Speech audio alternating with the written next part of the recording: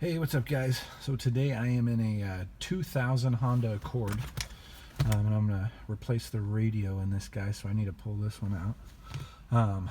Pretty straightforward on these guys, but first thing you're going to want to do is remove the two screws. We've got one here and one there, so just got to remove those.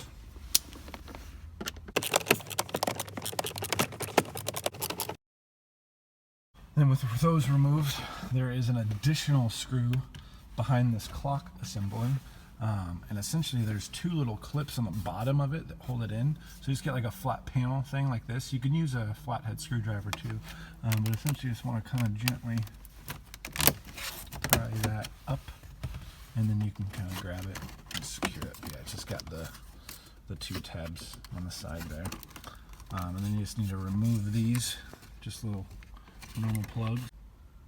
Just remove one and remove the other. It's two plugs, and then you can see you've got the screw back there that needs to come out.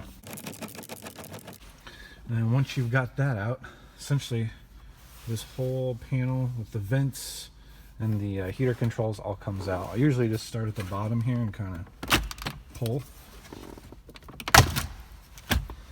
Voila. Essentially this whole thing comes out. So I'm going to take these, unplug that, this one, same thing, unplug.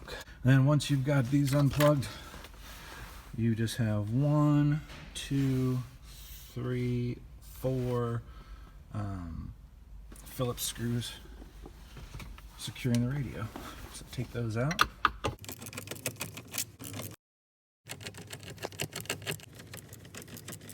And then once it's unscrewed, you just pull the radio out.